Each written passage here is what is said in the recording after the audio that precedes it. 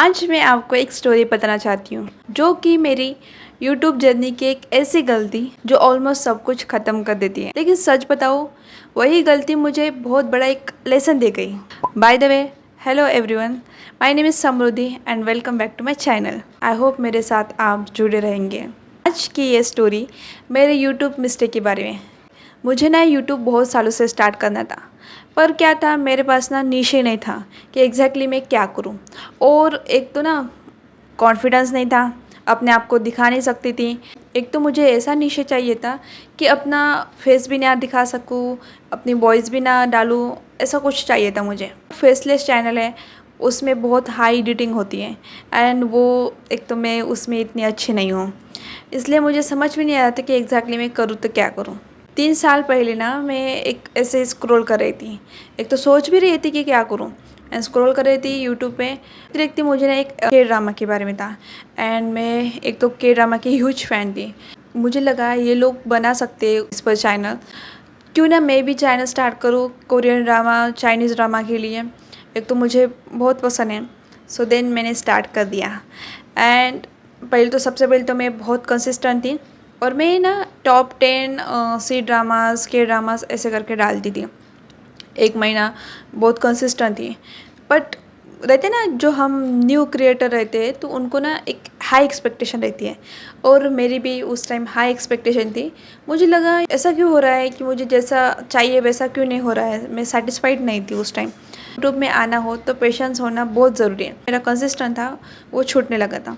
फिर मैं मंथ में डालती थी शॉर्ट्स एंड देन ऐसे करते करते ना, बट अगेन मैं 6 मंथ्स के बाद फिर से वापस आया। बट इस बार मैंने अपना कंटेंट थोड़ा चेंज किया। इस बार मैंने टॉप 10 ऐसा कुछ ना डाल के मैंने सीन डालना स्टार्ट किया।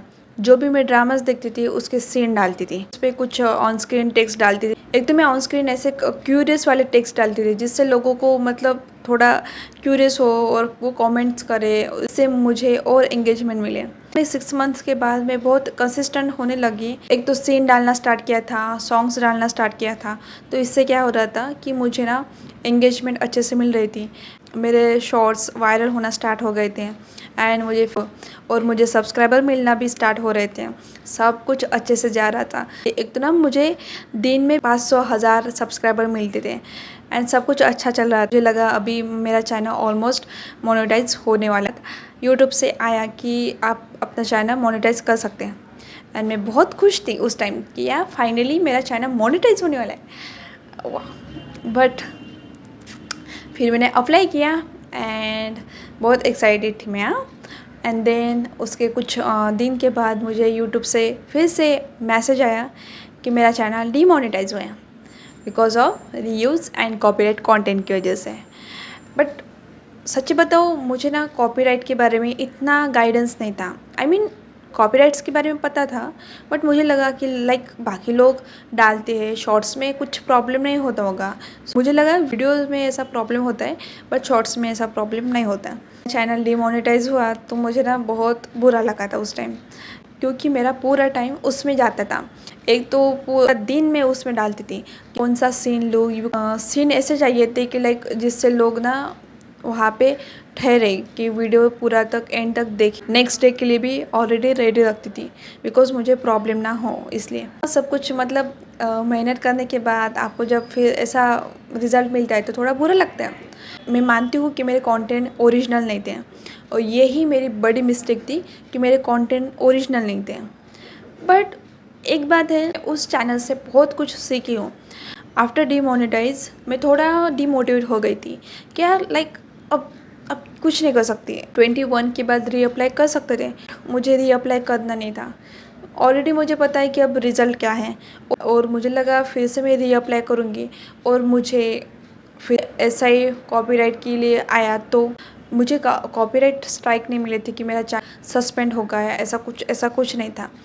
पर मुझे रिस्क नहीं लेनी थी और ये सोचा कि नहीं, अभी मुझे ना कुछ अभी फ़िलहाल तो कुछ नहीं करना है।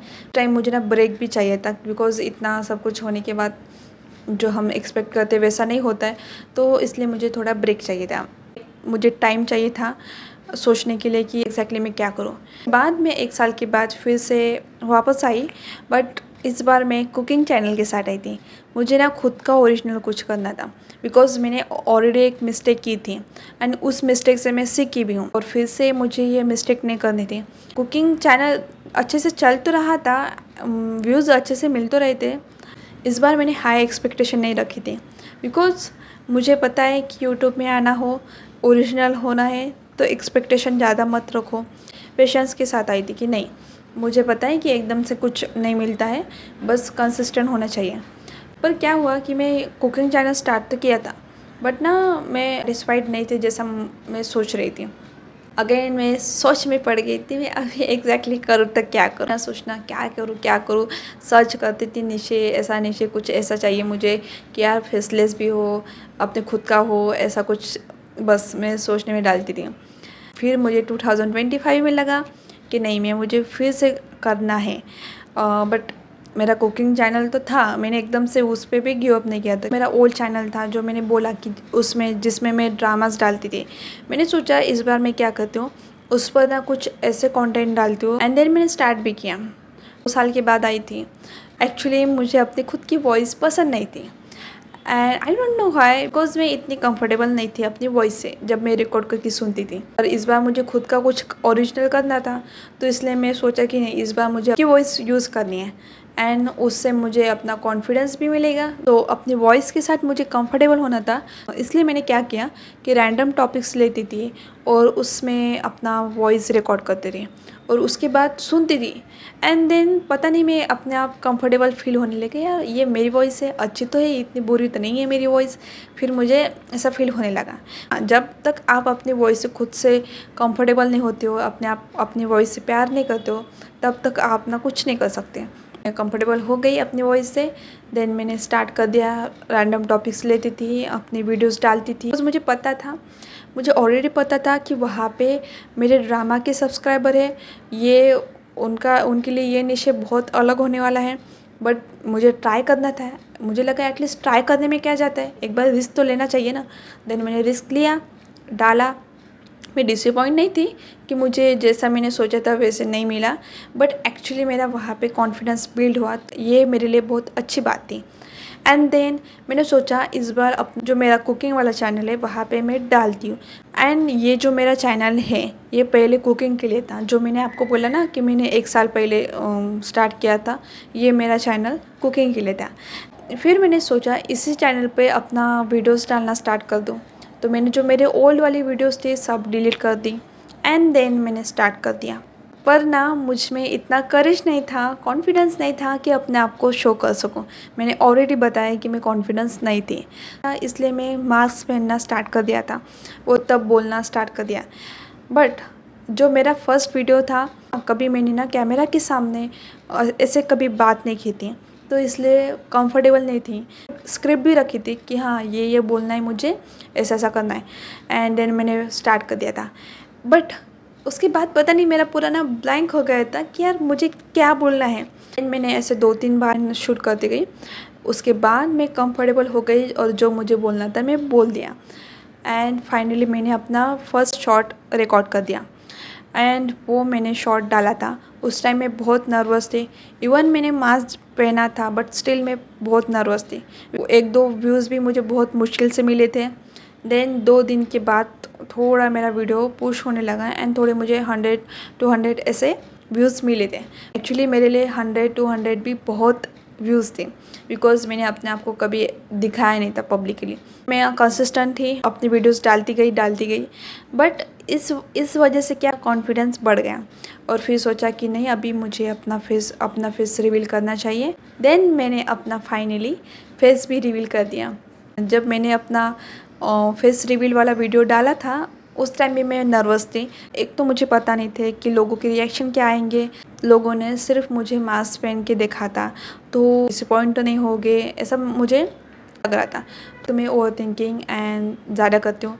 Because of YouTube, because of this channel मेरा ना बहुत कुछ माइंड सेट चेंज होने लगा। इसके पहले मैं 2 साल तो मेरे बस सोचने में ही चले गए थे। बस मैं सोचती थी कि ये करना है, मैं स्टेप नहीं लेती थी। बहुत प्राउड फील करती हूँ अपने आप को कि एटलीस्ट मैंने स्टेप लिया, कर रही हूँ, अभी भी मेरा चालू है करने का। मेरा जो कॉन्फिडेंस है थोड़ा थोड़ा करके बिल्ड हो रहा है कि अभी मैं लोगों के बारे में सोच नहीं रही हूँ कि यार मेरे रिलेटिव्स देखेंगे तो क्या सोचेंगे, मेरे क्लासमेट देखेंगे तो क्या सोचेंगे। मैं वो सोचती नहीं हूँ कि लोग क्या कहेंगे। बस मुझे अभी आगे बढ़ना है। चैनल की वजह से बहुत कुछ सीखी हूँ।